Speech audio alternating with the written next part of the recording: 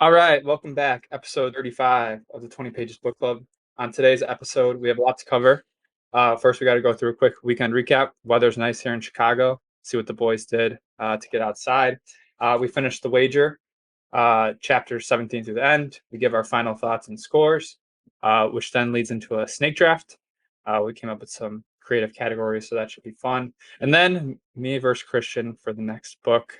We nominate 3 books each and then let the group decide which two will make the wheel. So got a lot to cover. Should be a good episode. Let's go.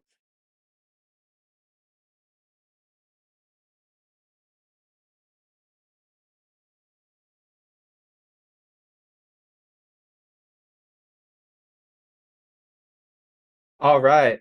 Welcome back. Episode 35, finishing up the wager, our third book of the year. But before we get to that, let's do a quick weekend recap. I should start since I didn't really do anything this weekend. It was pretty uneventful for me. So I'll let the other guys explain what they did this weekend. So, Tyler, start us off. How was your weekend? Wait, was that your weekend recap? Yeah, I didn't do anything. You So, like, Okay. didn't do it. my Weekend recap. weekend recap. Um, hmm. I golfed with Christian and Brandon, so that's always an honor. I can't say I golfed well. Definitely in the 110 to 120. Definitely some pictures drawn in the scorecard. So, it wasn't a great time, but actually, I still had fun though. Besides the clubhouse guy, who all-time prick. I mean, we showed up like 2 minutes before our tea time, but we were like apologizing, trying to be nice. And he like went out of his way to like come out there, like to the tee box and start saying things. I was like, and we didn't even, Say. we finished the first hole like,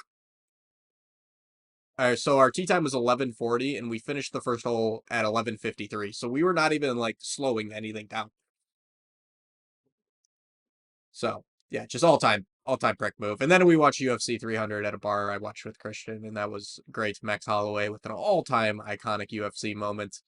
Pereira also with another iconic moment, just telling Herb Dean, hold on a minute, I'm knocking you out. And he did. Great card. That was my weekend recap. I'm gonna try to enjoy some sun after and the Masters once we get done with here. Kevin? Yeah, touch some grass, kid.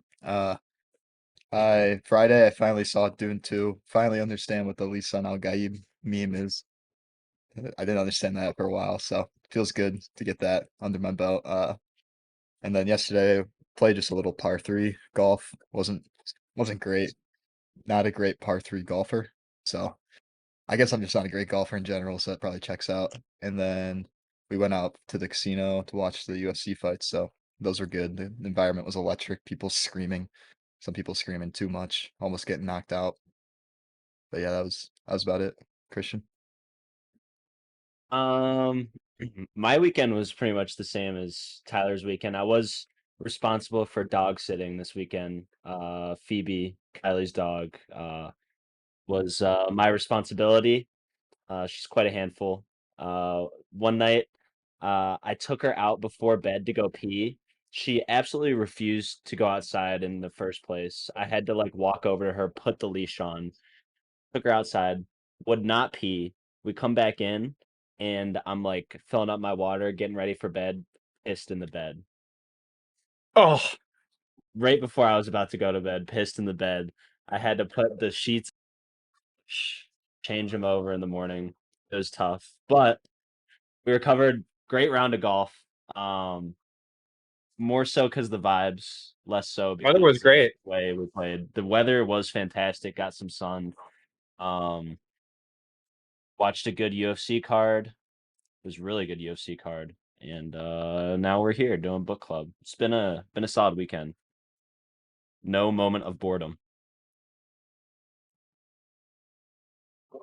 Yeah. That's it. So that was our weekend. Yeah. More good weather to come. Maybe some more outdoor activities for the guys. Yeah. So let's get into the wager. We got a lot to cover today. So let's get into it. So Tyler, I'll hand it off to you. All right. Reminder, if you haven't read up to chapter 17, go back, watch the other episode. So we don't spoil anything for you. Thank you, Jared. Jared, by the way, if you could put in headphones, we can hear ourselves talking a little bit through the speaker.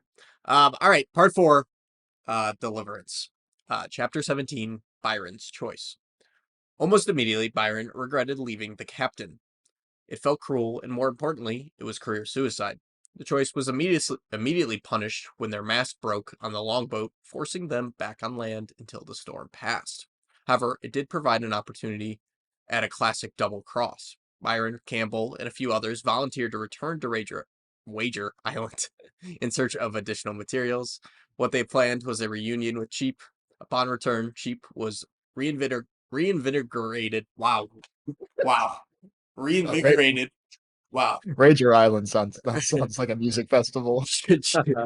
Cheap was reinvigorated with life. It was short-lived. It was clear that they didn't have their rations for any escape. With that, Byron sent himself back to camp with the other ships to demand their portion. The crew laughed him off and threatened him, returning to Cheap with nothing. So it seemed like Byron immediately regretted his choice because he wanted a long Navy career ahead of him, and he thought it was career suicide to participate in a mutiny. Any thoughts on that chapter? That wasn't too much. The Rager would be a sick music festival name. Sounds like a Travis Scott disaster. A lot of casualties, yeah. Yep. Also sounds like Christian Eriksen's basement in 2018. Absolute rager. I don't know. Byron's choice just feels kind of like indecisiveness. I don't know how to say it. Like I feel like he's just young and just didn't know what he wanted. But at the same time, like I feel like if you already made that choice to leave with, can't really like double cross and go back. But I don't know. It was kind of a pussy move, not gonna lie. As soon as he saw cheap like handcuffed on the island, he realized that they weren't taking him with him. He was like, this is career suicide, and decided to switch over yet again and head back over to Cheap. Classic move. I do enjoy that they laughed him off. That was kind of funny. All right. Chapter 18, Port of God's Mercy. Bulkley didn't turn back, instead venturing south to the Strait of Magellan. Quickly enough, it became clear that their vessels weren't anywhere near seaworthy. On October 30th, 2 weeks after their departure, they got caught in another squall. Given their little chance at open sea, they made the dive into the rocky coastline, dodging the formation, protecting themselves against the surf. The celebration was short-lived, as a couple of days later, the cutter was lost, all 12 men presumed dead. 2 days later, they experienced a miracle. The cutter was right in front of them, floating in the open ocean. Then, a day later, it was gone again. This time, the men joined the Speedwell before it was lost. Despite the overcrowding becoming too much, the overcrowding was becoming too much. 11 men were asked to leave the boat for a nearby island, choosing to try and survive there. On November 10th, they approached the western entrance of the strait. It was the most violent seas they had ever experienced. The ship almost capsized, and Bulkley wrestled with death. However, they found solace in a cove in which they named the Port of God's Mercy. Despite the survival, Baines and Bulkley now faced the same threat that Cheap had inherited: men unruly asking for additional rations. Starvation was eating away at the group, and John had no answers. On November 24th, they had reached a maze of channels and lagoons. The dissenters became loud. Fearing the building pressure, Bulkley decided to turn around. It turns out he had been completely right, and they were forced to retrace their steps. Many died in the 2-week side mission. I wrote in our Fable group chat that always trust your first instincts. They're usually right. I think that's a clear point of it right here. Bulkley makes the right decision in the first place, but with the mounting pressure around him, he kind of succumbs to it. Anything stand out from that chapter for you guys? Feels like any time that there was a subgroup, like they would always experience not necessarily like mutiny, but like people would become unruly no matter, like they'd make a subgroup of people that were supposed to like not be unruly, and then there'd be people inside that subgroup that would become unruly just because of the circumstances they were in. I feel like that was just a common theme throughout like every attempted survival like exploration. They're just breaking off into groups, and the people become unruly breaking off into groups. Once people lose their necessities, it's every man for themselves. Yeah, I mean, it's hard to fault them for that because, I mean, that's kind of like a natural human psychology thing. But Can we talk about the 11 guys that jumped off the boat? MVP. It was just Let's just start. they just left and were like, we're gonna survive in like the most inhospitable environment possible. Well, I think their plan was to go up to Brazil. But Yeah, I mean, if it worked, I guess power to them. But yeah, I mean, I guess at a certain point they probably became so like sick of seeing the sea and being in a boat that they were just like, I want to put my feet on land. I would just think that like I feel like you make that decision when you're on Wager Island, be like, all right, like screw this, I'm going north, and just like until we find civilization, like, well, you're on the island, right? Yeah. but like you know what I mean, like go to like to the somehow get to the shore and then just like I don't know. Felt just kind of strange that they went to the southern tip of South America, then jumped off, and then Fair. All right, chapter 19, the hunt. Wait, I have a fun fact. Oh, perfect. I was distracted this whole time. Excited. I always see the Strait of Magellan, and I don't really know. I know it's named after an explorer. I don't really know like what he did or where he was from. I think In he was the particular- first circumnavigator of the globe. I don't quote me on that though. Exactly. Circum what? Ferdinand Magellan, Portuguese, planned and led a 1519 Spanish expedition, the East Indies. First ever European navigation to Asia via the Pacific, in which they used the strait. He died during the expedition, and then the crew went on to continue it and be the first to circumnavigate the globe in the name of in the service of Spain. Because I believe Portuguese were still under Spanish rule at that time, although he was Portuguese. Good Yeah. fact. That's my fun fact. All right. I feel like there were going off of that. I just feel like there were so many loose ends. I guess this will probably come up later, but I feel like there's so many loose ends in the story of people from the original like 100 whatever crew. That's just like these three guys ended up here, and then they don't really know what happened to them. I guess they kind of get pulled back at the end, and a lot of them get explained. But there are a few that I was like, dang, that sounds interesting. Like what happened to those guys? But then you just never get accounts of what actually happened to them. Yeah, it's like what actually is the most interesting story here. There's a ton of them in here. Side quest. I was lost for a second on this chapter because I was looking that up. What did the 12 that left were the 4 Marines a part of this party, or is that coming up? The 4 Marines, so that was earlier, right when they decided to like leave or like stay behind and on those 4 islands near. I think that was near Wager Island. I thought forgot that about was- this side plot then. Wait, the 4 Marines were okay. Nah, yeah. And then the people that swam to shore, that was a different group. Right? This is a different group than the 4 Marines. Yeah. Okay. Oh, never mind. I see it in chapter 20. Okay, yeah, I'm good. All right, we'll get there. Chapter 19, the haunting. Back at camp, 2 months had passed since their counterparts' departure. Cheap was joined by 18 others, including Byron, Campbell, Hamilton, and Elliot, who was the surgeon. With the ship repaired, they departed on December 15th. It was the worst ship of the bunch, but it was all they had. Cheap still envisioned joining Anson off the coast of Chile. On the first night, they were greeted with terror and forced to chuck most of their rations off the boat. Despite the major setback, Cheap and his crew sailed over 100 miles in 9 days. Finally, they set sight on nearby cliffs. Once again, they were greeted with impossible conditions, and the yawl was sunk, killing 1, having no additional room. It was then decided that 4 Marines would be abandoned on land. With another failed attempt to pass the Cape, they resigned themselves back to Wager Island, contemplating if they could resort to cannibalism. 2 months had been wasted in their journey. So Cheap goes on an adventure to Chile, and he's forced to turn back. If you look at your map, I think you kind of see the It's the last back cover of the Yeah. book. It's they try to go around the Cape, but are unsuccessful. In the Gulf of Dave, Yeah. and that's Yeah, literal last thing of the book. You can see what they were attempting.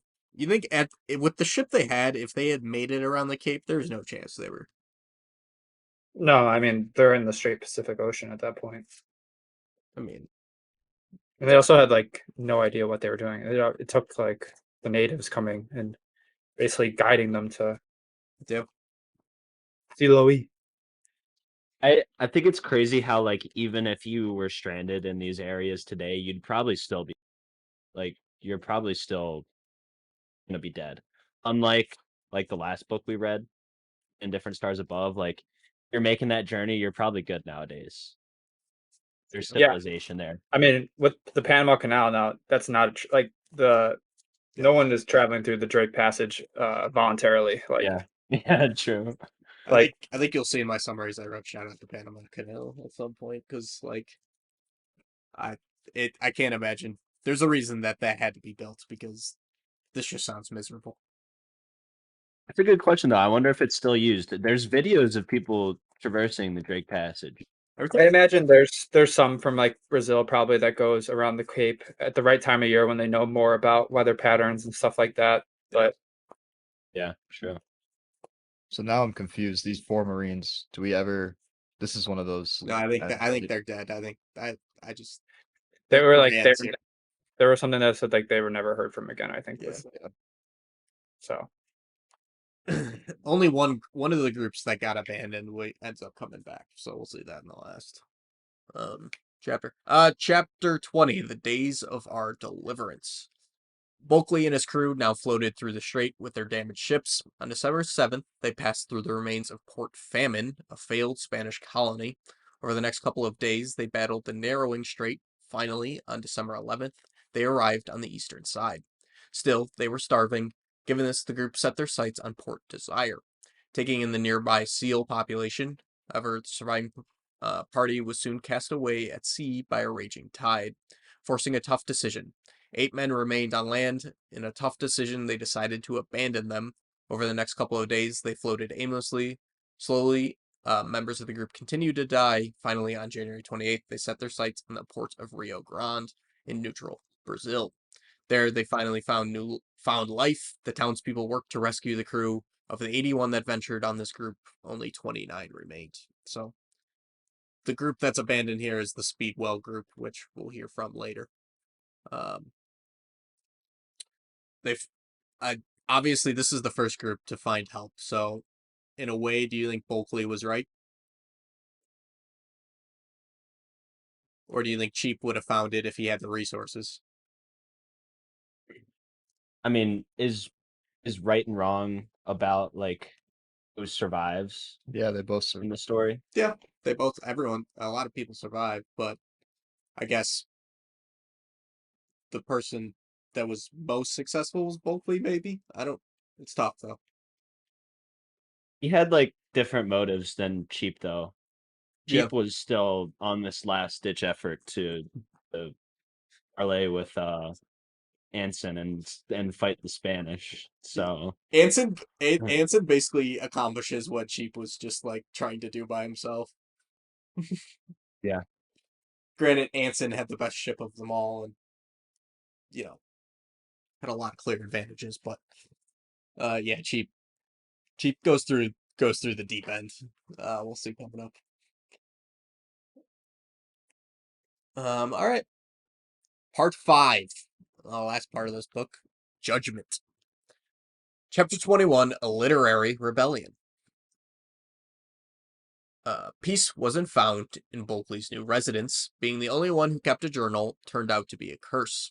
Members of King's crew went looking for it, frequently attempting to murder Bulkley for the journal.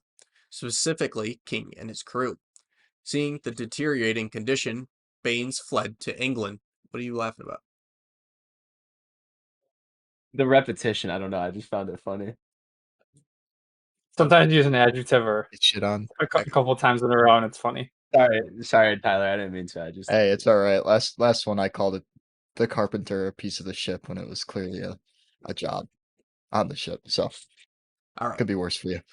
Once sorry, there, continue. Sorry. he immediately turned on Bulkley, naming him the primary suspect. John arrived in January the following year. His boat was court-martialed, and he was taken into custody by the Navy. Bulkley and Cummins wouldn't go down without a fight, providing their written statements and evidence to the court. In addition, he would fight in the press, using his prowess as a writer to sway public opinion before any trial could commence. Largely, it worked. The story was massively successful in the press and pushed their narrative successfully. Soon enough, John received some poor news. Commodore Anson was en route from the Pacific. So Bulkley is the first one back, and he immediately goes on the offensive, sort of, with no one able to defend themselves because they're all away at sea. This reminded me of Babel when they get back from China, and everybody just instantly goes into like panic about like what to do. I felt like that was everybody in this situation. Like Bulkley was the only sane one really, but then everybody else was like, "Oh no, what if he shared like his diary? They're gonna hang us, like blah blah blah." And then the other group's like, "No, we'll be fine. Like if we're on Bulkley's side, like he'll win." And then like it was like mass hysteria. Do you think King? Well, so King specifically wanted it not for the second mutiny that happened, but they were mutinous from the beginning, Yeah. like openly rebellious. So for them, I think they feared like a death sentence if his journal was found or got brought back to England. So I get their perspective because I don't think there's any defending them. You know. of the- Also, what kind of paper did they have back then? Like, how did this thing make it all the way through without getting somehow wet or like destroyed by their journey? Am I dumb? Or No, I have the same thought when I'm reading. Also, when they're like in these small boats in like the Drake Passage, how are they taking notes in their journals? yeah, like they talked about how half of their journey they're like laying on like one part they're laying on open rock getting rained on. Like they never have shelter really. In the boats, they throw everything overboard besides presumably their journals. Like, how are these journals not getting wet? They're all like open, like rowboats. I think he just valued it. I picture like a Yeah. chest or something that just like he encased it in or something. And again, I don't know how Like you're strong on it the must have been, but I assume that he kept it close to the vest that he even had it probably, just because. I like mean, you're on as the the boat story with goes an on, ink and pen. Like, how are you getting the ink and writing legibly while you're getting smashed by waves? Like, it's a good it's point. kind of I don't know. Conspiracy weird. theory, he wrote the entire thing when he got back to England. So that's another point too. How do you timestamp the journal? Like, how do you know you didn't just make it up when you got back home? Pen fades. And that's what he even talks about later in the year or later in the book. And that was it epilogue or the final chapter. It's like, did they pull out their iPhones and just see what the date was, or how did that work? Great question. How do you even do it now? It's got to still be handwritten. Like you're not like you don't have a computer out there. Well, I mean, if you were Smart. live tweeting your experience, Yeah, I guess you could take This- video. There you go. today we went across the Drake Passage. We should have done that as a bit, like tweeting as if we were Write your own journal entry. tweet slung your I- boldly. I found another fun fact. On December 25th, 2019, there was a crew of 6 explorers that were the first to successfully row across the Drake Passage. Oh my which is god. That's There's just a humans doing documentary, like it's called dumb stuff, being like, "Oh yeah, we're stronger than the Drake Passage." Is that the That's boys for in the boat? Club. Yeah, that's Add it to the list after we hike the Donner Pass. We will be doing the Drake Passage challenge. Once we get 4 challenges, we'll all separate and we'll each do one challenge. We'll spin the wheel for who gets what challenge. Yeah. I'm doing the Donner. Kevin's doing the Drake Passage. Jesus. Christian's got to go across the Antarctic. that's also Drake Passage. And Jared's got to go play with the elephants. Yeah, I have to. I have to stop. I have to stop a poaching. I have to kill a poacher. Work with the LRA. Jared can't return unless he meets with the LRA. Until I uncover the truth if Coney is still alive. All right, chapter 22, The Prize. Anson brought a new perspective. The captains of Pearl and Severn had retreated to the Cape after facing the same weather. Only the Centurion, Gloucester, is the how do you pronounce that? What's that Drake song? What's that Drake song that sounds like that? Yo, Jessica or whatever. That's what I kept calling it. I think that's the title of the song. It's I'm gonna not look it spelled up. like that, but Someone, I don't know. someone figure out how to say that. Only the Centurion, the G, the Trial, and Anna had succeeded in completing the Horn. However, those victories were short-lived, as the 3 other ships would soon fall apart, leaving only Anson. Gloucester. Gloucester. Okay. I don't know. That's a town in Massachusetts spelled this, or a town in England, but that's how they say it. Okay. Leaving only Anson and the Centurion. It then got worse. Traveling back through the Pacific, they got hit with another round of scurvy. Of the original 2,000, only 227 remained. Despite this, he never lost control of his men. He was described as a great leader and highly motivational. More importantly, he wasn't afraid to get his hands dirty. In addition, he had one last plan in the Philippines to try and rescue his reputation. Anson hunted the Spanish, using tips from locals to try and jump a Spanish ship at sea. After months of patrolling, they got their opportunity in June. Their target was Our Lady of Cavadonga. How do you guys say that one? Cavadonga? So that's what I'm. Yeah. Good. All right. Covadonga. Led by Commander Geronimo Montero. Sizing up, Anson's ship had more weaponry, however, way less bodies and significantly less healthy bodies. Both men refused to step down, and they got within 3 miles of each other. Then a storm rolled in, blinding the 2 sides. Despite the obstruction, their ships continued to meet. Soon enough, firing commenced, and a bloody scene it was. Men decapitated by cannonballs, limbs blown off, and bodies splattered with nails. Emerging from the chaos was Anson. His men had successfully picked off the Spanish on the mast and were firing free upon their deck. In addition, their ship was more maneuverable and began to paralyze the other ship. The Spanish surrendered. In all, the British had lost 3 men, the Spanish 70 dead, and more than 80 wounded. Boarding the ship, they found nearly $80 million worth in today's money worth of treasure, the largest capture in British naval history. I think it was up to that point. Anson and his crew arrived in London on June 15th, 1744, to the roar of the public, a major victory secured by the men. For his efforts, Anson was given 20 million. The men were given 20 years' worth of wages. The failure of the wager, long forgotten in British memory. However, 2 years later, David Cheap appeared. And then, yeah, so. That's a lot of money, 20 million. Yeah. I have a couple thoughts on this. So at first, when I was reading this, I thought Anson was absolutely crazy for going to tracking down the Spanish Armada in the middle of the Philippines after he had a skeleton crew basically, both literally and figuratively. I thought he was insane. Turns out I don't know what I'm talking about. Just that guy. He's got the dog in him. Also, I thought it was an interesting point. It was in the epilogue or the last chapter when they talk about that, even after they found all the loot, this operation was probably still at a net loss because It's like 300 I mean, million. yeah, how much it cost in back then's money, which was just put into perspective, what the funding is in all these military operations and stuff like that. Even back then, obviously, it's in the news now given current events, but That was funny when he mentioned that it was likely that the mission cost 300 million. They're celebrating the fact that they captured ship for 70 million. and it just goes all to the crew and the American and the taxpayers get nothing. Yeah. Just I really like this chapter just in general. I think it was very fun to read. Obviously, there's some action, but second best chapter behind the Kawasaki chapter, I think. How did nobody on the ship question?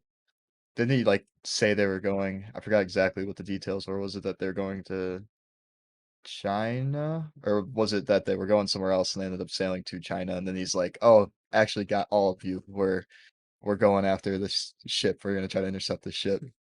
And how did nobody figure that out?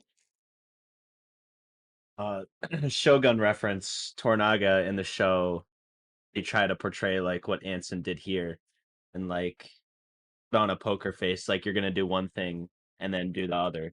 I don't really know why Anson did it in this scenario. I guess it was for the morale of his men.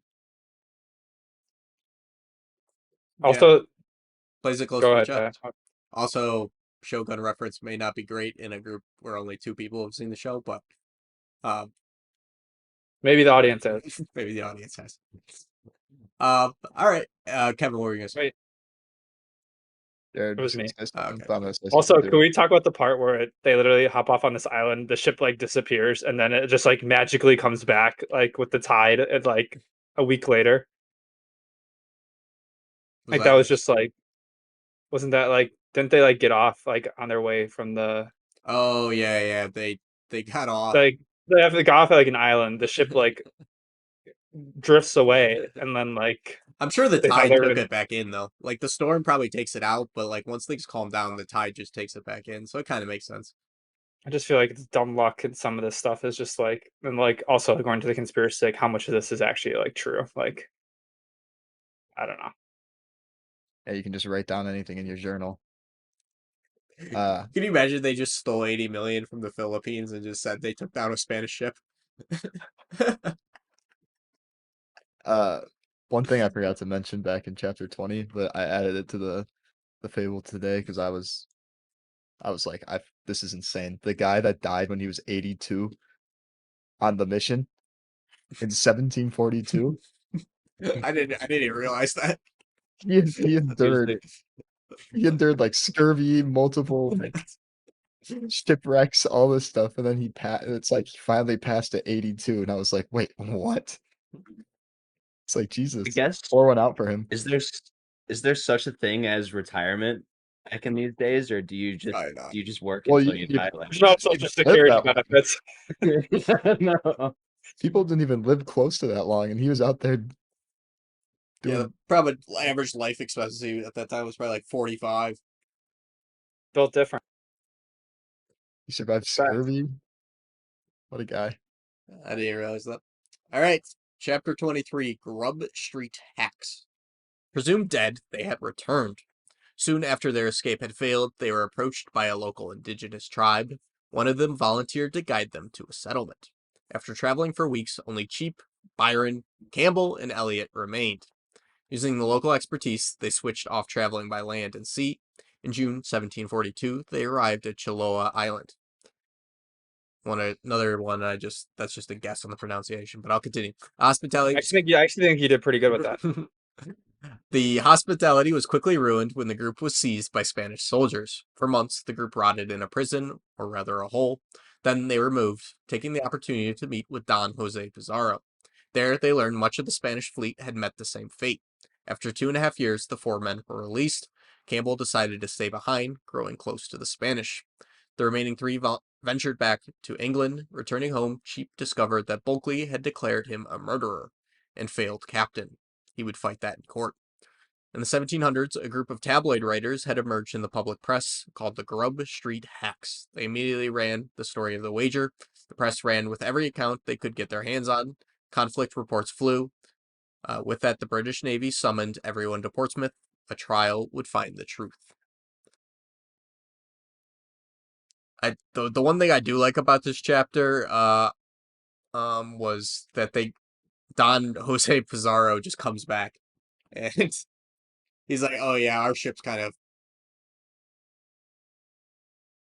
of basically the elements took had 8 bodies. The Spanish had 0 and the English had 1 throughout this whole adventure." I could have really done with a timeline in this like ending section. Like it was just kind of confusing with all the parties coming back, like who was where, what timing, everything. Yep. Like the time difference between the two, like all these things. It was just a little hard to wrap my head around. I think David Grann purposely does that to do it in a way that's mysterious. I think it's similar to Killers of the Flower Moon, where he's unfolding things in a different order in a way that I actually enjoyed. But I agree, at some point, it was tough to follow along with the events. Like, it was hard to grasp like how long had passed between events. I've noticed that Gran likes to like make his writing super focused in the front half of a book, and I'm saying this having only read 2 David Grann books now, but makes his writing really focused in the front half. And then in the latter half just provides a ton of information to close things out and like close ties for the reader. Like he almost tries to close out every single storyline that there is.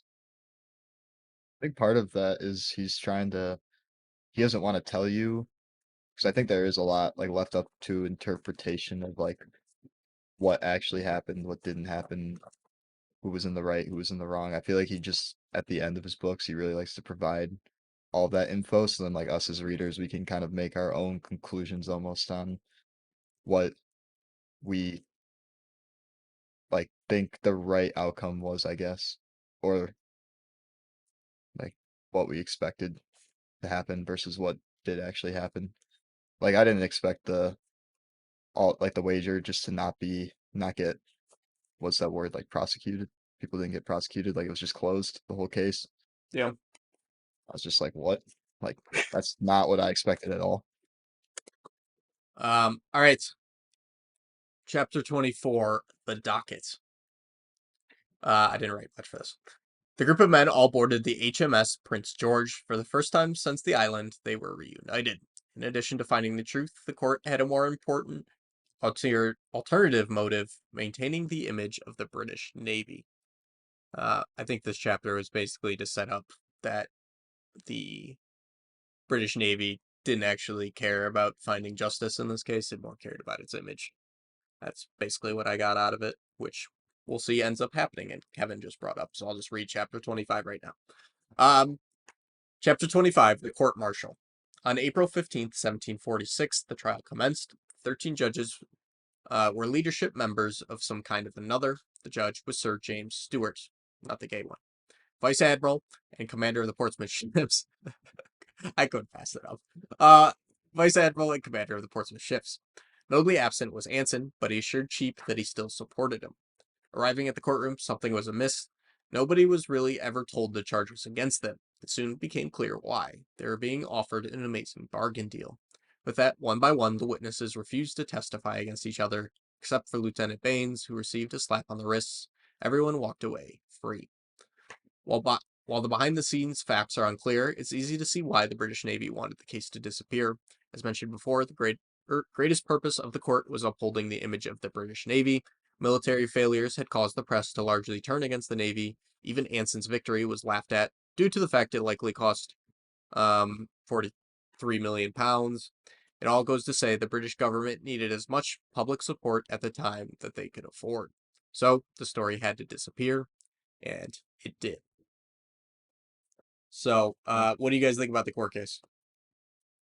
I think consensus is it was a little bit of a dud. Not gonna lie. Like it was like, well, like this lead up, like he references it. And obviously, you can't change history, but I was a little bit disappointed on the court case that there wasn't more substance. Obviously, he brings in the main theme that like mutiny is bad, military trying to protect its image, country trying to protect its image. I don't know. They literally let Yeah, I was a little unsatisfied. I'm not gonna lie. Kind of like the point you made of the government just kind of gets to, they can twist anything. It's like big media in general. You can just twist anything to tell your story. And then they just were like, all right, let's not have this be a big deal and just be like, nice job, Anson. And then now that's what the history books probably say and what the kids in classrooms learn, which is, that's like kind of what he alluded to as well. Like he's like, no one really knew about the wager. And this is probably like the first big modern publication about the wager. Yep. In this trial. There's even that point that like they even tried to make that since technically they had shipwrecked, they weren't under Navy rule, so like they basically justifying the mutiny, which I guess is a case. But there was also that one like scholar that was like, well, technically since they salvaged the wreckage, like they were still technically under British rule. So like I don't know, like it is interesting. I just Maybe thought there was gonna be a little bit more action to the case. maybe King and crew were onto something with just drinking and having a good time when the ship went down. They had some good foresight in that, at least. Yep. Yeah, I would Do you think say. that, Go ahead. do you think the same thing would happen now? Like obviously like a shipwreck and like surviving like that would probably not happen, but do you think like the same result would probably happen in today's day and age? Probably not. It'd be too hard to like. I think it'd be way harder to cover up something now. Yeah. I don't think mutiny in like present day United States is as big of a deal. Yeah, it's we're so divided as a nation, anyways. Yeah, and I think like mutiny, like punishing mutiny, comes from patriotism, and I don't know if people are as inherently patriotic as they were back then. Yeah. There would always be a side of the public that would side with the mutineers. Correct. All right, last chapter. Chapter 26, the version that won. 3 months after the events at court, 3 members of the left crew at Patagonia returned home. One was Isaac Morris. At last seen, they had been gathering supplies with the Speedwell. It turns out they had been rescued by a local indigenous tribe. Finally, they reached a European city where they were taken prisoner, allowed to return home with Don Jose Pizarro himself. One night, Morris heard a commotion. 10 indigenous slaves were leading a mutiny.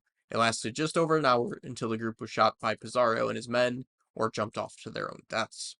Returning home, Morris began to write his own version of events. In it, he revealed his friend John Duck had been sold into bondage.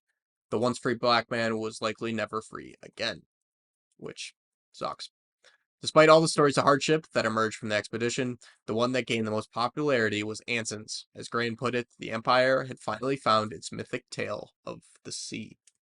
It is an interesting way to cap it off that Anson's story was the one that lived on. I mean, I guess it's not surprising, but Focus on the good, not the bad. yeah. Because I've never heard of George Anson until this book. I think I've like He's popular. subconsciously like heard his name, but I haven't like put the dots together that Anson is like the Anson from the story. I have not read a lot. Whoa, whoa, Here, go. whoa. Get some action on that side I of know, the whoa. camera.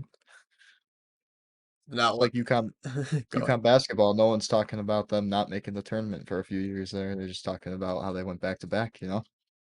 Yeah. Point, Kevin. I'm gonna be down bad here for a second. So Phil, keep talking, guys. Brazil, you're looking mighty fine today. Oh, never mind, you're gone. Someone riff. I'll look in the fable, see what we have on this. I'm back. There's one other Oh, thing. wait, Tyler, you shared a quote. I'll read. So this is in the last chapter. Imperial structures require it thousands and thousands of ordinary people, innocent or not serving, and even sacrificing themselves for a system many of them rarely question. Thoughts on why you shared that, Tyler?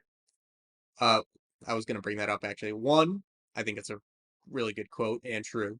And two, we've kind of gone back to back books criticizing the English imperial structure.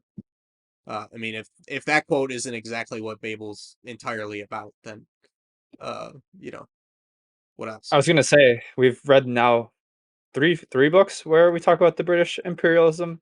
So the Great Game, Babel, and now Underlying the Wager. It's 3. Didn't know we were going to be reading about that when we started, but underlying themes of it. We're experts almost. Some would say. Seeing different stars above, just not a book to you, Brazil. That's what I was like. Where did we get British imperialism and different stars? Oh, okay, yeah, I forgot. What It's Favorite- very forgettable book. Okay, so Babel 2 books ago. Just playing. Just Just joshing. so yeah, I thought it was a good quote. I liked it. It stood out to me. Any other thoughts before we move into overall thoughts? So anything chapter specific? None at all. No. All right. Thought in my head. Well, I will give Kevin the floor then, for total thoughts. It is your book, your pick. So, Are we doing book ratings here, or Yeah. are we just Yeah, overall we're thought. transitioning to final thoughts and scores. Jesus Christ? Well, I just got put on the Docker here. I can go Don't have first a. if you're not ready. No, it's too late. I'm already in it. Don't have an official score yet, so I'm gonna talk to myself here, walk myself through it, give the score at the end. Um, yeah. So overall, I thought I feel like all of us are gonna view this book through a a dark lens because we all assumed going into this that this would be like the best book, one of the best books that we've read comparative to the Killers of the Flower Moon, just because David Grann, we all enjoyed that book heavily. And then now we were expecting something like insane here.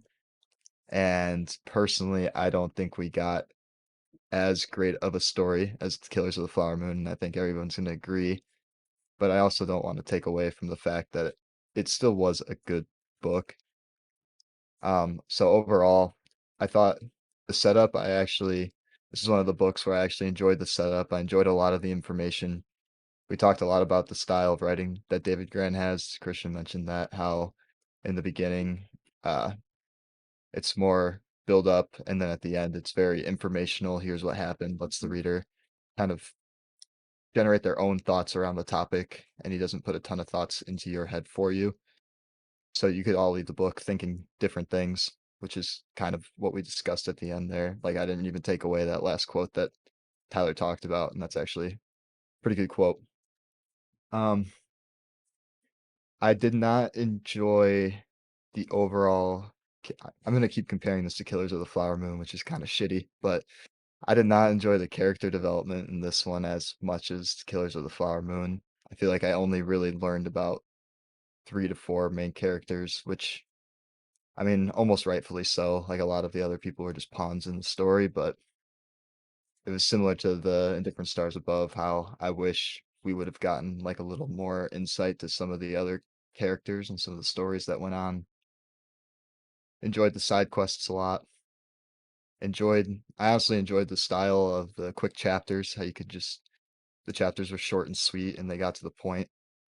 Enjoyed how he implemented, like, one of the things he talked about was how the starving people would eat food and eat a lot of it really fast and die, like those little excerpts that we saw in the Indifferent Stars Above that weren't implemented well. I thought David Grann implemented stuff like that well. So I guess my overall score, this You have any thoughts versus the endurance? I guess I'll just try to bring in some relevant other books, maybe. um I guess that is a good book to compare it to, especially for my rating. Honestly, it is, to me, dang, I guess I almost enjoyed the Endurance more, which is tough to say. I thought this book was gonna be like so good. And it's not that it was bad, it's just like I feel like our expectations were just so high. That's what I say. Like it was hyped up so much, like book of the year, like And it's not that it was like, promotion for it was like we talk about marketing. Like David Grann does a good job marketing his books. yeah. And like the whole time I'm thinking like this is gonna be a crazy trial, like this is gonna be sick. Like he's definitely gonna throw us for a curveball here. And then the curveball was literally that everybody was just let off the hook and it was like, oh, well, but then I mean he makes sense of that. I guess I guess I'm gonna give it a 7.5, 75. which is, I rated the Endurance at a 7.6. Okay. I just think the Endurance's story overall was more compelling in terms of like a shipwreck story and getting to know the crew and the survival parts, like the survivalist part of it compared to this, where it was more of just, I feel so bad because like going in, I just thought it was going to be like a 9.5, and now it's just like it's How we underwhelming. read? That's why we read. Yeah. All right, whoever wants to hop in. I can go. I'm gonna echo some similar thoughts to Kevin here. I'll start off with my pros. I think like every David Grann book, or like I said, we've only read two, so but I assume every single David Grann book is well written, well researched. You can look at the back of his bibliography, lots of sources. You can tell that he took the time to go through probably countless diaries, libraries, newspaper clippings to come up with a cohesive story. Honestly, given it was actually hard to see that what he probably had as source materials that he was able to even come up with a story this long. So kudos to him and kind of telling the story, because I do think everyone should hear about it at least. So in that aspect, it's very well written. Very, uh, it's a good story to tell. Like I said, it's interesting. It captivated me to some aspect that I was very interested in it. Wanted to hear what happened. Like I said, I think the promotion was really good for this book. Like when I walked into Barnes and Noble to purchase it, it was you couldn't like not see the book because it was literally like in your face everywhere you went. Great cover. I think yeah, great cover, good pictures. I think the promotion of this book did really well. I think it's kind of fueling off the success of Killers of the Flower Moon. The fact that it got turned into a movie was probably played into why we thought it was going to be such a strong book. And that's not to say it wasn't strong. But I guess I'll just move into the cons a little bit. You obviously can't change history, like we even said with the Great Game. The ending was kind of a dud. The trial is a little bit anticlimactic, and that's not necessarily a horrible thing, but I just was expecting more the way that it was hyped up. Uh, in terms of the characters, like Kevin said, it was a little bit hard to connect with some of them. Like you got insights into Bulkley and some of the other main characters, but it was really hard to kind of care about them that much. And like I obviously wanted them to survive, but like at the like there was just so many people dying and so many people like being like leaving, going away, coming back. Like it was just kind of hard to care about them just because like it felt like you weren't as connected to them. Uh, it was also like I had mentioned at the end, it was a little bit hard to follow with all the timelines crisscrossing who was coming, who was returning from sea, who was coming back. So yeah, I guess all in all, when I look at my score for the endurance, because I think this is a direct comparison to a shipwreck story, it's kind of tale of survival on the seas. I do should think the endurance story is better told almost, and it's just an incredible story when you look at the endurance. And I rated that an 8. Obviously not as good as Killers of the Fire Moon. That was my highest book that we've read thus far. So I land at a 7.4. I think it's a good book. I think it's a solid book. It just maybe fell short to the high hopes that I had put it in.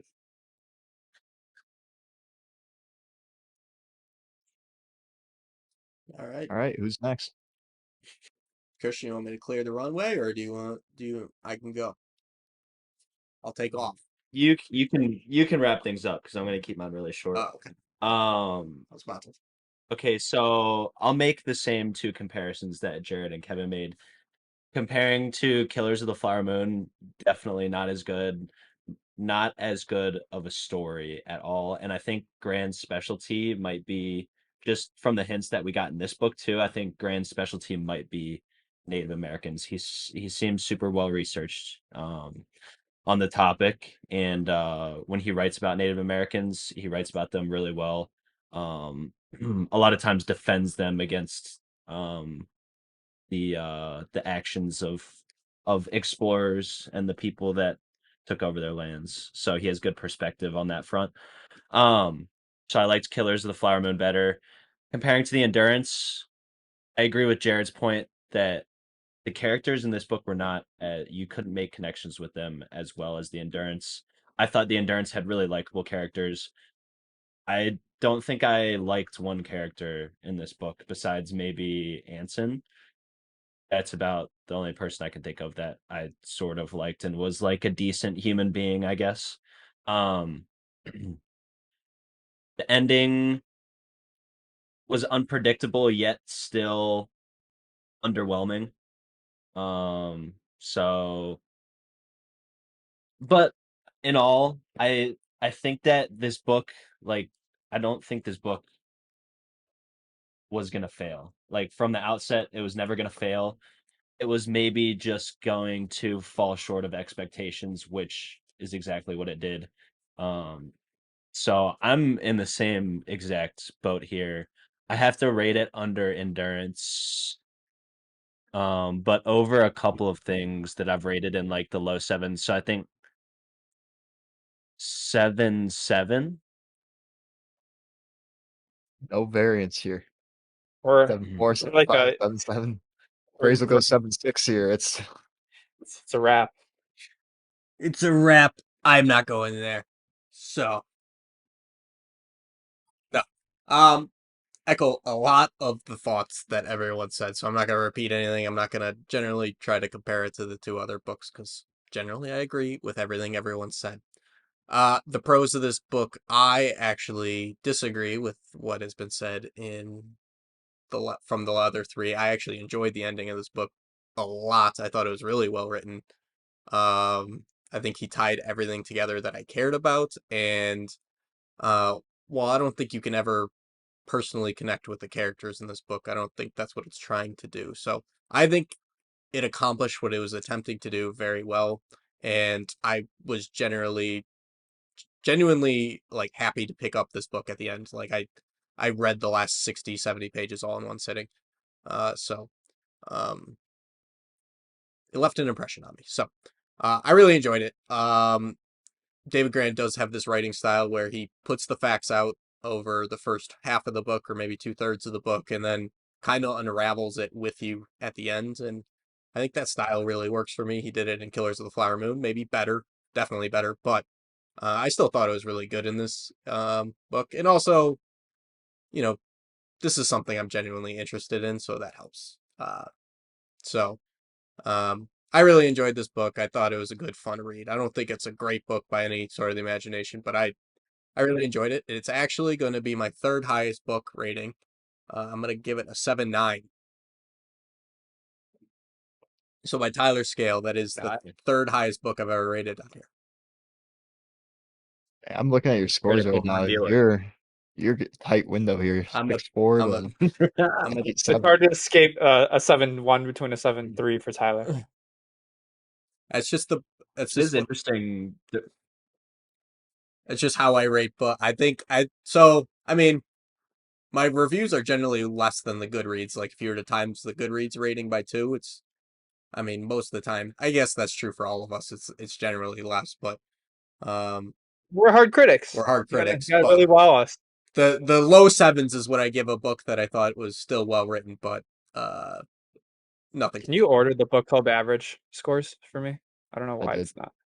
Why is the great game very high? I think here. Let me Oh, what? think. I don't know what's going on.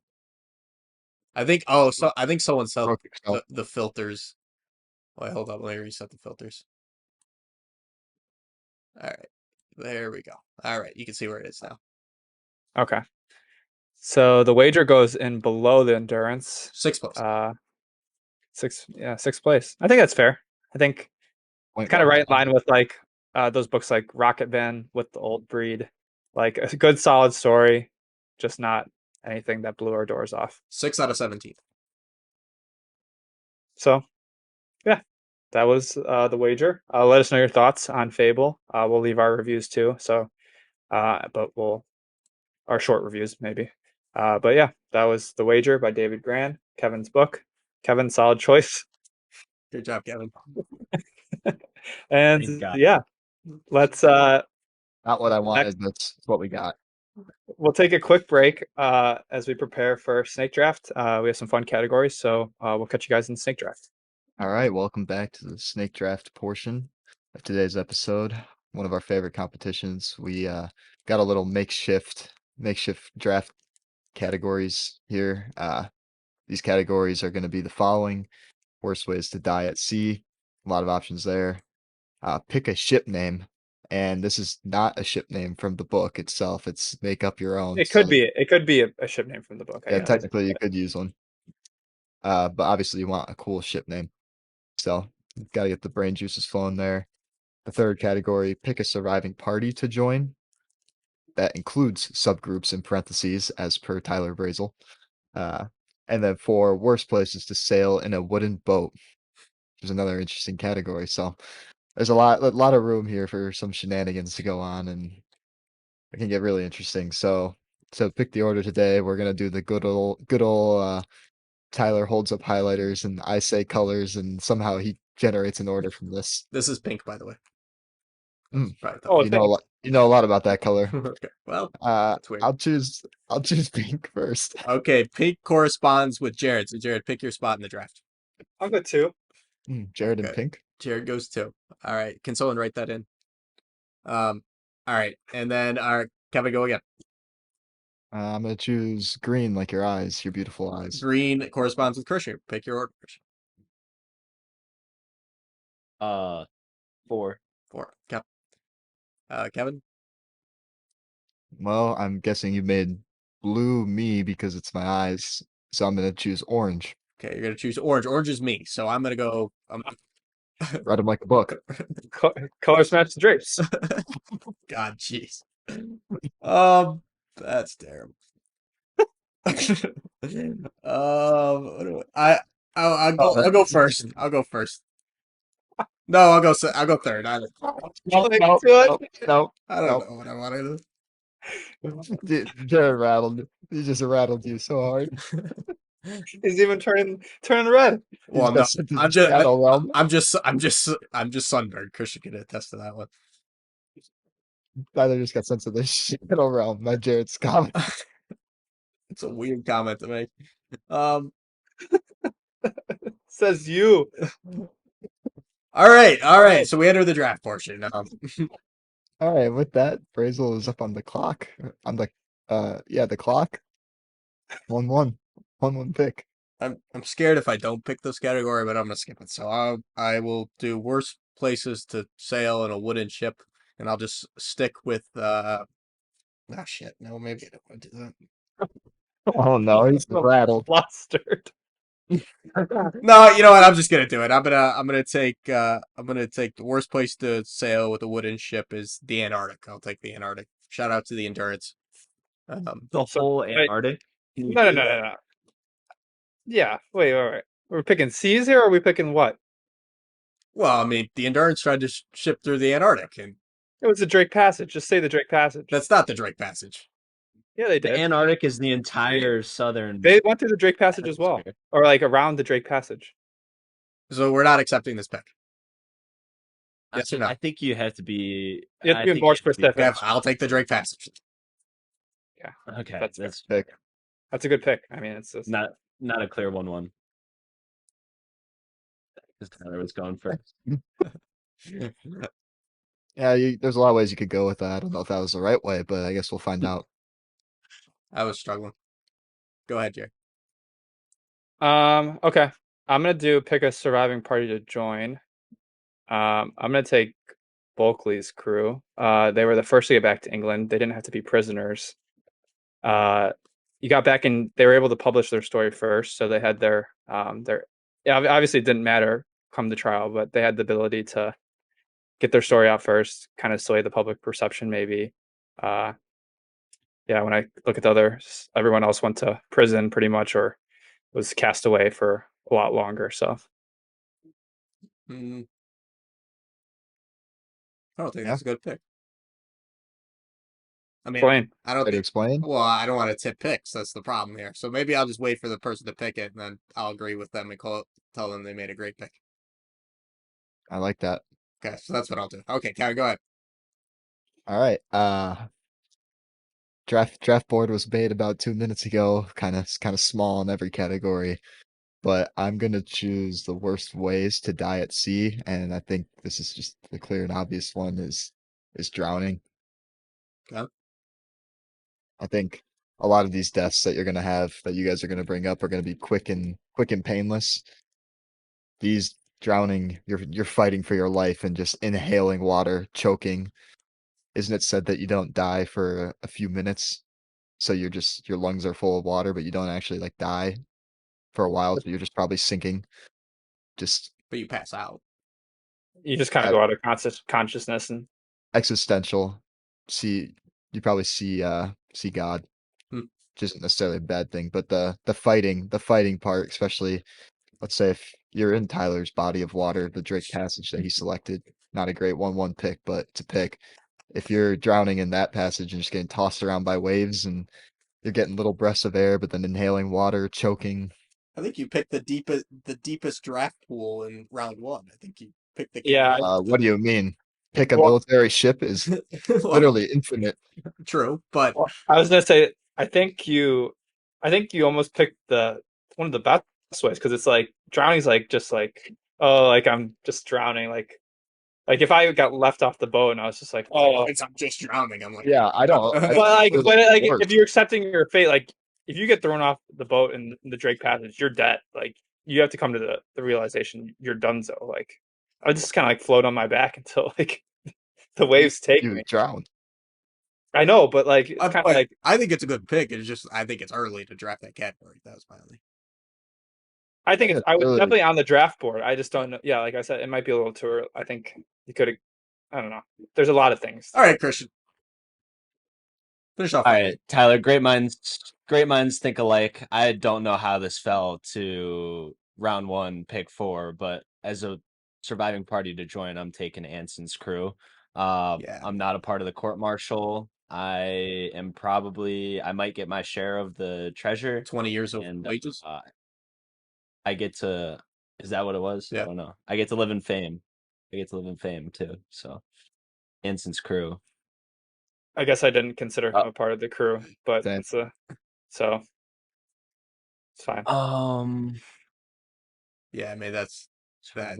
That was gonna be my pick. I just kind of forgot because like he's not really part of the wager. So, but Surviving Oh. party. I made that. I know he survived, but I didn't picture like I didn't like consider him a part of the wager. Like he's on the Centurion, but yes, he's technically yes he survived. Part of the Armada. I'm counting my own pick. No, I would accept it too. I just didn't realize that so that makes my pick look bad. I don't know what I want to. Worst places to sail. I don't know what body of water it is, but near Somalia. Yes. I'm thinking. Near I'm Somalia. thinking in I mean that's fair. It's a good pick. I'm thinking in modern day. Yeah, I get it. And the only group of pirates that I know to exist are the Somali pirates. I think it would be awful to be captured by violent pirates. They remind me of like a drug cartel on the sea, like Right, Somali coast. like in your. Just say the Horn of Africa. I'll say that. I think it is the Somali coast. It's the Horn. It's technically called the Horn, but I'll put in parentheses. Like this is Cape Horn. No, different one. Many of today's pirates Many horns. exist There's actually in the a lot of coast Nigeria Somalia, too.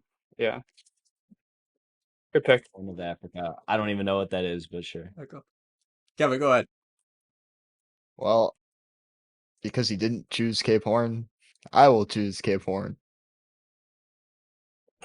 I just looked up on Reddit what was the worst body of water, and that was like the number one answer that Are you gonna kept accept saying. that, or I don't even know what. Wait, that is the Drake Pass. that's inside the Drake Cat pack passage? Yeah, that is yeah. That's what I was. Yeah, it's tough. All right, I'm gonna choose space. All right. You don't want to be trying to sail with a wooden boat in space. I can Okay. tell you that much. Yeah, you're not wrong. You're also gonna drown in space, sir. Well, no, that's a different pick. Okay. That opens things up for another incredible pick that I'm thinking of in my head right now. I don't want to say it. Oh God, what am I doing? Yeah, I mean, it's hard to argue. The worst place to sail a wooden boat is probably space, if we're being honest. Oh, if you can get it there, sure. Yeah. No oxygen. All right, Jared. Since I was gonna actually take worst place to sail wooden boat, but now since everyone else took it, I don't have to yet. So I'll go worst place to die at sea. Getting blown off the ship is, I think, my pick. Yeah, but then what's happening? You're not dying from that. But the You're fact of dying getting thrown off the ship is you're dead. Wait, And the But Drake how are you dying? I gotta get Kevin's point here. You're actually that's not how you die, though. Unless you're saying you die from. Ship. Unless you're dying from impact. You're drowning. you're dying because you got Nah, blown off the boat. Christian could be the tiebreaker here. It seems like you're drowning if you're falling off the boat, which is my pick. Yeah, I kind of agree. Unless you're saying that you're gonna hit the water with so much force that that's how you die. Yeah, maybe. I think I clearly got the one way to die at sea. I don't know why there was any argument here. I mean, basically every scenario is you're drowning or you're somehow something's happening in war. Okay, then give me sickness then. Okay, that's a good pick. That's a Okay. good pick. You're suffering. Like if you had scurvy, you're just like a slowly decaying. It's not like as quick as drowning. You have to like your body parts are like drooping, like your teeth are falling out, like it's miserable. You have no food. You're basically a dead man walking. You die. So Didn't think going about sick. that one. Much better than drowning. Yeah, it is definitely a worse way to die. All right. I'm going to take the HMS Pearl as my surviving group because they just turned around. Is it? Is there an A in there? No. You spelled it right. This group, Anson said that at some point during the storm they just turned around back through Cape Horn and went back. It did say, granted, that did say that they were kind of viewed as cowards a little bit, but the rest of these groups went through hell besides Anson's group. Well, even they did. So if I'm gonna pick out of this, I'll take the cowards way out. Easy way out. So HMS Pearl is my surviving group because at least I have a higher odds at surviving that. All right, what categories do I have left? I need worst ways to die and Ship name. ship name. I'll save my ship name. I'm going Last round is just gonna be all ship names. They're just gonna be ridiculous. Mine will be next because I don't have to pick the sailboat. I kind of want to just pick something that's embarrassing. I think falling to your death from the mast onto the ship. That would be tough. Fall damage from top of the mast. Would you die though?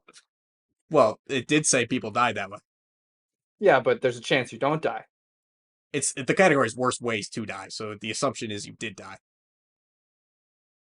Agreed. Okay. That would be a tough look in front of all your fellow seamen. It's just Going embarrassing. splat. And then you splat, and then they gotta like pick you up and like toss you overboard. It's embarrassing. All right, Jared, go ahead. Okay. So I have to pick a ship name because everyone already took worst place to sail.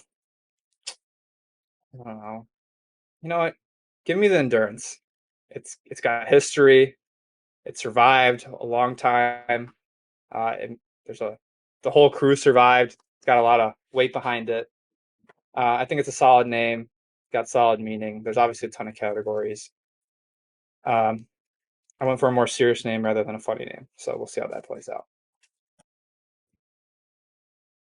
Any comments? I'm definitely not gonna go that way, but Same. Yeah. Devin, go ahead. All right. This is gonna be interesting. I'm gonna save my name for the end because I don't think Christian's gonna have my name, nor do I think any of you will. I will choose for my surviving group. I'm gonna choose the Koeskar. Okay, I mean, I gotta veto this. I mean, Thoughts? We did What'd you not say? specify what a party meant. And They survived and they were a party. I think And Yeah, they- I think there need to be some guidelines around this one, Tyler. okay. I mean, do you guys want to accept it? I mean, it's. Yeah, I mean, I think it's acceptable. I'll give it to him because he drafted space in the second round. So, Christian, go ahead. I don't know what that's supposed to mean. Okay, so I'll take worst ways to die at sea. I guess it doesn't matter what I take. I'm taking my last two categories here. Infection of an amputated limb. Number one, you're getting something amputated to start off. A lot So, of pain. surgery complication? You're dying from that. Infection of an amputated limb. Okay. All right. Gotcha. Close to sickness, I will say, but different. I'll accept it. Hyper And specific. then a military ship name. D's Knots. Nice. D's Nuts. I like that one. KNOT. Good one. That's pretty good. Interesting. I mean, imagine like pulling up on a destroyer named D's Knots. That's pretty good. I'd be scared. I like the golden nuts that people hang behind their car, like on the back of the boat. Yeah. What are you seeing up there? What ship is that? These nuts. What the fuck are you saying to me? No, it's these nuts. It's the American warship. These Knots. Dang, I really should have gone with the funny name. I feel like an idiot. This is a All right. snake draft for me. And with that, I will be choosing my name. Military ship. I wanted a name that holds a lot of high prowess in the sailing community. Maybe specifically. I in know the exactly where this is going. Maybe more specifically, Lake Geneva. I know. Oh, it was on my list too. I will be selecting the SS Finger Blast. I did say it had to be a military name. Oh no, this is not your SS. Wait, Just A. That- Just A. I'm just naming my military ship. Okay, fine. Is Go ahead. there a Yeah. ship already? Is there, Technically, since you lost the flag, it's really not named that anymore. True. wait, is there a ship that's already named the SS Finger There Blast may that be. you would like? I didn't name it that though. I heard it I've lost heard an anchor. tidings. I heard it lost an anchor one year. Theoretically. Carpet matches the drapes. All right. All right, Jared. Jared. Worst places to sail wooden boat. Can't take space. You can't take space. Wooden boat really limits me because I was going to say, I will take the Bermuda Triangle. It's got a lot of lore. Wouldn't want to be sailing alone in the Bermuda Triangle. Hurricanes, a lot of creepy stuff happening there. Good mention. Good shout. You can breathe there, right? Yes, but No. are you technically sailing if there's no water? That's true. That's a great point, Jared. No gravity. Exactly. It's the worst place to sail. You can't sail. Exactly. Thank you. I'm gonna be honest. I don't even know where the Bermuda Triangle is. It's in the Caribbean. Like, I know Off it's the a Caribbean. thing. It's off the coast of Bermuda. It's like Bermuda. I think it's like Bahamas. Maybe is one of the points, and then there's another point out. Yeah, you're right. Obviously, one of the Bermuda, biggest. Puerto Rico, Florida. It's probably the biggest like brand name of places you don't want to sail. Like we all learn about it Yeah. as a kid, like Bermuda Triangle. So with that, Tyler, Oh, finish up the draft. What category do I? Oh, Finish us off. ship name. Finish us off, Tyler. I found a real ship name. I That think I know which one you're gonna pick because I had this on my list too. HMS Cockchafer. I found some. We'll get to honorable mentions, but that was an actual ship name. No, it's not Shaver. It's Schaefer. That's why I asked if it was Dude. a man strip lawnmower. No. Imagine the HMS Cockshaver, the SS Finger Blaster, and these knots pulling up on you. That's a And that's a nightmare plot notation. too. All right. Anyone have honorable mentions? Yeah, a lot of endurance with it. You pair the, the endurance with the HMS Finger Blaster and Cockchafer, and you're going all night. I got ship names. I found the HMS Gay Bruiser. That was a real ship. I had the Suez Canal as an honorable mention for worst places to sail. Obviously, we missed out on Cheap and Isaac Morris for Surviving Party, but their life sucked. And then Cannonball to the Face I had for Worst Ways to Die, because that's also embarrassing. Any other honorable mentions from you guys? Getting shot in the cheek and then slowly dying on a pebbled beach in the middle of nowhere. That's pretty bad. After two failed surgeries. It's pretty bad. I had getting cannibalized by your crew. It's pretty bad too. Probably a tough way. Yeah, but then besides that, like my ship name, I had the Rager, and then SS Finger Blaster. The Rager being the ship that Tyler mentioned at the beginning. Party to join. I literally just had Kaweskar. Worst places to sail. Just had space, so I was pretty narrow here on that one. Took any of my picks. I have no honorable mentions because I don't think I had a second option What- for any of my picks. What, Kevin? What would you have done if someone selected space? I was gonna choose like center of the earth or a volcano or something. I don't know. Okay. All right. So let's go over the picks and then we'll see who won. I selected the Drake Passage as the worst place to sail, the HMS Pearl as the surviving party, fall damage from the mast as my ways to die, and the HMS Cockchafer as my ship. Jared picked Bulkley's crew to try to survive with. He wouldn't want to die by sickness. He would name a ship the Endurance, and the Bermuda Triangle is where he would not want to sail. Kevin would hate to die by drowning. He would think space is the worst place to sail. He wants to survive with the Queskar. The surviving part about that is, I mean, the Queskar, are they still around?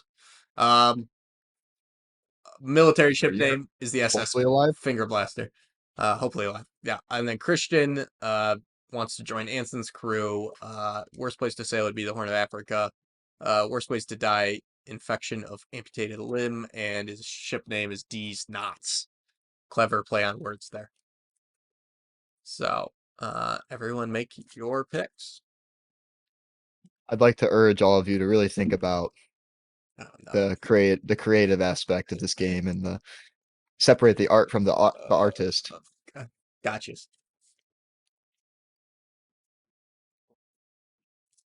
I realized that we classified Tyler's pick for worst ways to die as fall damage. That's pretty funny. The HMS Cockshaver. It sounds like It's somebody Schaefer. from our middle school. It's you keep saying Shaver. It's Schaefer. I was like, I think Shaver is better, to be honest. Might have to Sorry. change my voting if we change it to Shaver. Okay, fine. I can say Shaver if it impacts Christian's voting. Everyone All right, done? I'm ready. Yep. All right. Yes, Daddy. Unreal. Oops. I think Christian's won it in a landslide. He's got all 9 points. Thank you, Christian. Thank you, thank you. I came in second with 6. Kevin's got 5. I And came in last. Jared's got 4. So Christian with a runaway win there. Congrats, Christian. Hand up. Not proud of my performance today. We'll be better next time. Yeah, the Ensign's crew there at That I mean, just everybody picking crews, other crews besides the crew that were in the wager. Really, just yeah, that hurt. We know where you messed. Some are saying Jared had the yips after that. First yeah. pick. I was. I should read into the fine print next time. Who won the Scriblio for this? So I can update the leaderboard. I did. Jared. Nice job. All right. So, All right. update the leaderboard. Shall we move on to the wheel? The wheel of Yeah, name. I gotta pee. All right. Yeah. I'll be right back. We'll take a quick break and we'll be back with the wheel for the next book, Christian versus I. So we will be nominating 3 books. Group will be choosing the top for each of us, and then the wheel will decide. All right. See you then. Guys. And All right. Welcome back to the point in the meeting where we will be picking our next book in the rotation for the 20 pages book club. Kevin and Tyler have already had their books chosen by the wheel. So it is down to me and Jared. We each have 3 nominations for the group. All of the group members will vote. And the 2 highest voted books for both Jared and I will be thrown on the wheel, and the wheel will choose by process of elimination. short and sweet today. Only One spin. only one spin of the wheel. Everyone knows the rule. Shall we Do best of reveal? Yeah. 3. Go one by one. Anyway. Oh. Anyway. Oh, well, Well, we're seeing all of them. story's Go out. ahead. Jared, go ahead. Read your books. I'll go through my books. First book, Tunnel 29, The True Story of the Extraordinary Escape Beneath the Berlin Wall. So we get a little bit of Cold War action here. It's one of the highest books that I've ever seen on Goodreads. It was like a 4.7, 4.8. So just pretty good ratings there. Cobalt Red, it's been on the wheel a couple times now, I think. But How the Blood of the Congo Powers Our Lives talks into the diamond mines, or not diamond mines, the rare metals mines in the Congo and the implications it has on our everyday lives. And then the last one, All the Shah's Men. Given what's been going on in the Middle East, I wanted to include a book on that. So this talks about the American coup and the roots of the Middle East terror in the region. Kind of some stuff that happened in the 50s and how that is affecting us today. Okay, me. Say Nothing. I had this last time around. Um, so it's about the troubles in Ireland. I'm a dummy when it comes to the conflict in Ireland. Tyler can attest to that. We were talking about it in the car on the way to golf yesterday. Northern I'd Ireland. love to learn this. Okay, yeah. See, I'm a dummy. This book is highly rated and to be a TV show. The Fourth Wing, one of the most hyped fantasy novels I've ever come across. Everyone loves it. Kevin, you love romance. There's a lot of sex in the book, I hear. Well, And the only thing about The Fourth Wing that I would say is it's an unfinished series. There's only 2 books currently out there. I think it'd be interesting to read the first one, and if you're interested independently to pursue the second novel. Um, and then King Rat, James Clavell wrote it, the same author that wrote Shogun. A lot of his books are like kind of epics, like super long. King Rat is his debut novel and one of the few that is a little bit shorter. And it's a World War II novel, historical fiction about the struggle for survival of American, Australian, British, Dutch, and New Zealander prisoners of war in the Japanese camp, POW camp in Singapore. Okay, nice. it's interesting. All right. I think we have some good nominations here. I think I'm interested to see which one of mine is going to pick because mine's I'm all over the map. Okay, so All right. we're first gonna do Jared's. So 1, 2, 3 besides Yeah, Jared. I'm not voting on this, so yeah.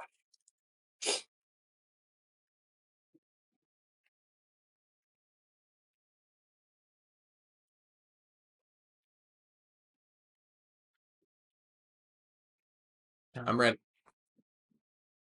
hold on. Ready. The pick is in. Pick is it. Okay, I'm ready. I'm ready. All right, someone unveil.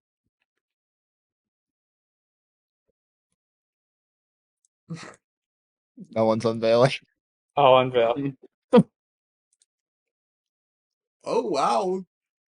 Tunnel 29 is going to be the selection, earning 8 points out of I possible. like it. I like it. Return to the escape books. The escape books Kinda, was awesome. yes. Besides the ending. Besides All that. right. That was another The good famous. nomination. All right, so Tunnel 29 is making the board or the wheel. Means Cobalt Red and All the Shah's Men can't be nominated by Jared next week. Or if Cobalt he Red is loses. elusive. If he loses. Should say. All right. Christian's nominations. So make sure you go through here. I'm gonna be shocked if Kevin has anything but something as his number 1.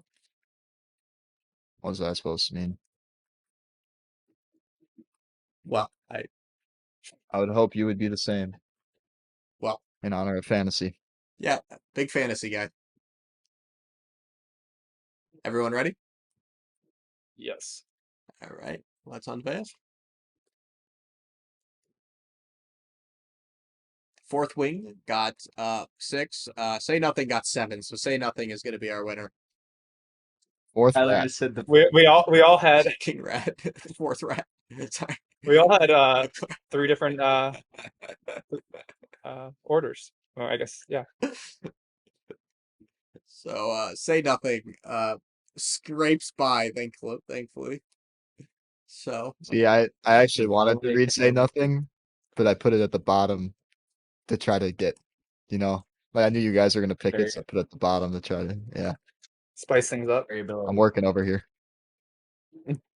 pulling the strings. Do we want to do longer summaries on each of them, just so we are the 2 that won? yeah, go ahead. Say Jared, hit us with yours first, and then Christian. Not, Okay. not too long though. Sometimes too long is Yeah, that's a good point. uncomfortable. Fable has some short ones. Sorry, what'd you say? You broke up for a second. Oh, book summaries. Fable has some shorter ones. Okay, so I'll read Tunnel 29 really quick by Helena Merriman, so a woman author, I'm assuming. 4.5 out of 5 on a Goodreads. He has just escaped one of the world's most brutal regimes. Now he decides to tunnel back in. In the summer of 1962, Joachim Rudolph, a student digging a tunnel under the Berlin Wall, waiting on the other side is East Berlin. Dozens of men, women, and children, all willing to risk everything to escape. From the award-winning creator of the acclaimed BBC Radio 4 podcast, Tunnel 29, is the true story of one of the most remarkable escape tunnels dug under the Berlin Wall, drawing on hundreds of hours of interviews with the survivors and thousands of pages of the Stasi documents. Helena Merriman brilliantly reveals the stranger-than-fiction story of the ingenious group of student diggers. Okay. And Christian, say nothing. Okay, say nothing. In this meticulously researched book, Patrick Radin Keefe uses the murder of Jean McConville in 1972 to explore the history of the Troubles in Northern Ireland. Gripping and searing, this narrative brings to life the brutal conflict and its devastating aftermath. Soon to be an FX limited series streaming on Hulu. As Tyler said, FX seems to just be taking some of the most popular books out there and making shows off of them. Not a bad strategy. So before the wheel, I have a proposal for the group. What if we were to, because there's only 2 books, what would everybody's thoughts be on putting each book on there 3 times and then the last book standing? Mm. But we Mm. also put Icebreaker on there once. No. I like Not I fun. like the first I like the first part of that idea. What if we put all the books on there 5 times and put Icebreaker on there once? No. No. We should, like, I don't every want time we do the any wheel, chance. I will agree to that if it only has 1% chance and you're never allowed to nominate those kind of books. can you do weighted on the wheel? Yeah. Tyler, I don't know what you're getting us into here. We have 2 solid nominations here. Well, no, if he can never nominate them. Just that book? No, I'll never no. nominate All, Icebreaker again. no, all silly romance books. There's nothing silly about it. Tyler, you're opening up a can of worms here. But it's gonna be on every wheel now until it gets chosen. You gotta make it like 99-1. Make it I don't know if I trust you, like with your power on the wheel. Do you know what you're doing on this app? I'm trying to figure it out right now.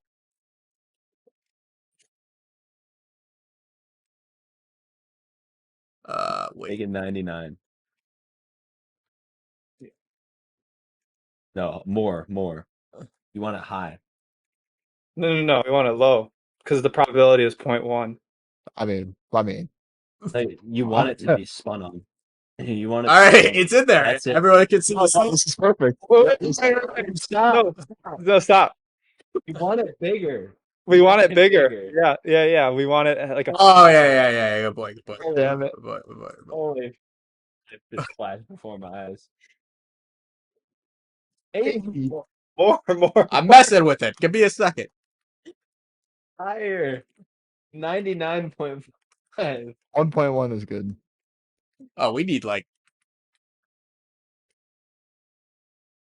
Oh no, I don't like these. I don't like these probabilities on here. This is good. This is good. Why does it? It doesn't. It's. I think. What is it? I think it's maxing Because me out. because of the other pieces of the pie are on there. We'd have to. Okay, there's no way, right? I don't like this. I don't like this.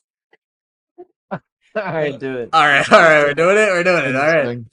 All right. Do we have the other ones in the equal amount? They're both in there 3 times. Okay, all right. Okay. All right. Here we go. All right. Icebreaker is gone. Get punked, It's buddy. gonna be a meme. It's gonna be a meme the day that it actually wins. All right. We'll figure out how to actually make it 99%. The last one surviving is the winner. Correct. We have lost to say nothing. I'm not disappointed with either of these. Me either. Questions. I'm happy with either. Just like that. We're evened up here. Even out the score. It's playing out as we imagined. Tyler again loves the pink slab on this one.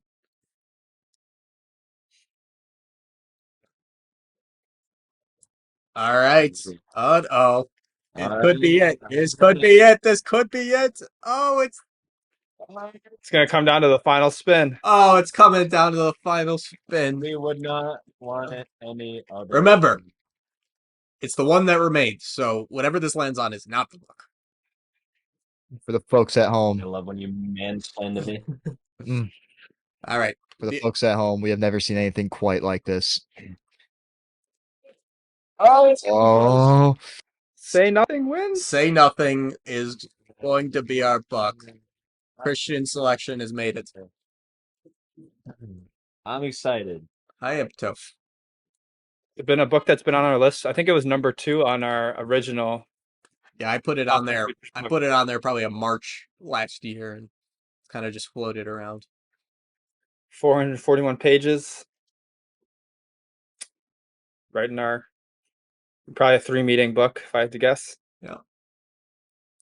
We'll talk about first meetings and schedules later on, but for now, follow us on Fable.